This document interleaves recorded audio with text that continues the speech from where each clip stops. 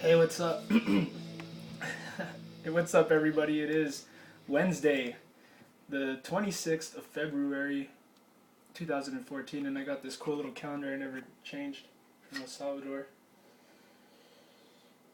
so that it helps me, know what day it is, most importantly, because even though I look, it doesn't seem to help me, but hey. Anyways, welcome to the Ant-Man channel. Today I'm going to be covering some pretty cool news that I've seen. I've been busy, so I haven't been putting up videos, but today, I've been like literally for the last couple of days been like itching to put up a video. And today I found a very interesting article on the timesofisrael.com, and it is called 3,300-year-old silver earrings found at biblical site. Now, the atheists will argue that there is no evidence for what we talk about, but when you really look at it, we should take their mantra. We have overwhelming evidence. But because of the actual fact is that we do. But here's another actual fact. Even if Jesus right now looked out of the cloud and said peekaboo and everyone saw it, they still wouldn't believe. And I believe that because they're not looking for proof. They're not looking for the truth. They're just looking for a way to beat people intellectually, because they're so short-sighted that they only like to see the short victory. They don't have an eternal view of things, and they don't see a victory, a long run, a big goal victory. They only see the little mediocre, And it's funny because as a Christian, you learn more and more that when you're learning all these things, you're not doing it to beat people over the head with knowledge. You're doing it to win souls. You're doing it because you want to help them understand that, hey buddy, you could say this and that if you want. You could, be as deluded as you want, but it doesn't change the fact that that I have all of this overwhelming evidence. You know what I mean? It's to me, it's weird how you could deny that. And all the evidence that they have has been disproven. It's been like utterly thrown back at their faces, and by their own, by their own professors, by their own college professors, rebuked. Like, no, this is fake. Like you're trying to make quick money by making fraudulent evidence. And if I could remember the actual university that I'm thinking of right now and the guy that actually did this, you would know exactly what I'm talking about. It's a guy who he published something in the National Geographic about. Pretty much it was about, like, he found evidence, and it was like something that came from China, and it was made anyway. I'm gonna get into this article. Sorry I've been taking so long. It's just that I don't like how they set up this website, to be honest with you. It like refreshes itself automatically, and it's weird. I don't like it. It loads too many things. It's like being on Facebook. Earthenware jug containing 5 complete earrings and ingots from the late Bronze Age discovered near Israel's border with Lebanon. Well, there's a part in the Bible where it's funny because I'm actually reading this right now. In Exodus, God is telling Moses to get everyone ready to leave, and that when you leave, to ask all the Egyptians, because they're gonna be disposably favoring you. That if you ask them for gold and silver on your way out, they'll give it to you, and so you'll have it and you'll wear it and you'll have all this nice stuff. So anyway, archaeologists digging in northern Israel found a silver treasure trove at a site associated with the biblical city of Abel Beth Maacah, located just south of the modern border with Lebanon. Sitting at the headwaters of the Jordan on a tell overlooking the Hula Valley, Abel Beth Maacah was an Iron Age town on the northern marches of the Israelite kingdom. The Book of Kings chronicles its conquest by Ben-Hadad, the first of Damascus, in the early 9th century BC, before Christ. I'm not going to say BCE because that's, to me, it's like, I'm so sick and tired of the progressive, the liberals, excuse me. They're really what they are.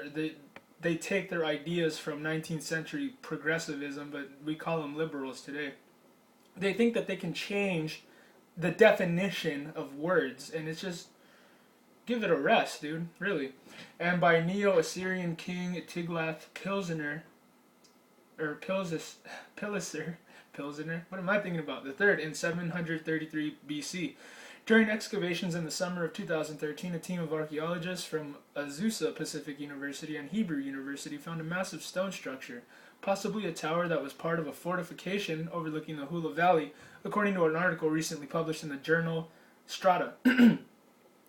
Near the base of the massive structure, whose purpose is not yet clear, the team found several basalt ring weights, parts of a collared rim jar, and a complete jug. Most astonishing, however, was a small jug that contained a silver hoard composed of earrings and ingots. Based on the pottery surrounding the small jug, archaeologists date the tiny trove to the late Bronze Age of early Iron Age, around 3,300 years ago, the period associated with emergence of the Israelites. I mean, go figure, right? Here's a picture of what that valley looks like. Says the Tel of Abel Beth Mecca was the northwest of the Golan Heights in the background, and that's where you can see it. After examination by Hebrew University conservator Mimi Lavi, the once unified mass of silver was dissected into 12 pieces, 5 complete silver earrings, 3 earring fragments, and 4 scrap pieces that may have been used for monetary transactions. Dr. Robert Mullins of the Azusa Pacific University told the Times of Israel this week that then as now earrings were a unisex cosmetic accessory, so they could have belonged to men or women. Yeah, I mean, the Egyptians were hardcore decadent and they wore a lot of gold. And what you see that happened in Egypt when, you know, way back then, we're talking long time ago. We're talking the days of, like, you know, Moses and Aaron and all the Exodus stories and all of the stories about Joseph, and that was a long time ago, my friend.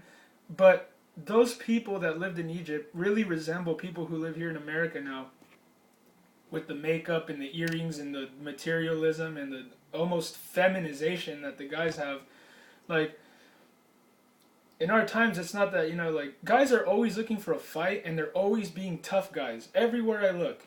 But they lack that manly virtue, man. They don't have any restraint because in reality they don't have any power. You're just trying to intimidate people with fronts, and it's not being manly. That's not being manly. Being manly is being, I mean, if you're a Christian, you have restraint, man. You restrain that. You have to be, you know, Jesus was always calm. I always picture myself calm, like, even when people are trying to fight me, man. Even if somebody is trying to fight me and I know I could kick their butt and I'm just like, no, you know, like, relax.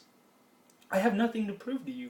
I'm not insecure about, you know, all that stuff. And that's what you see with the Egyptians and in that time, was that they kind of resemble, they're kind of a parallel to what Americans are today. We're very decadent, and it's because we're an empire, so we're too comfortable in our state of, you know, power, I guess you could say, because we're a superpower. So we feel all, you know, like we're safe and we could brag all we want, and it's like, look where that's got us. Since the find predates the invention of currency by nearly a millennium, and I don't believe that, the hoard of silver could have served as a life savings. Before coins were invented in the 5th century BC, people could weigh out bits of silver on pan scales against known weights, such as the famous shekel of the Bible, Mullins said.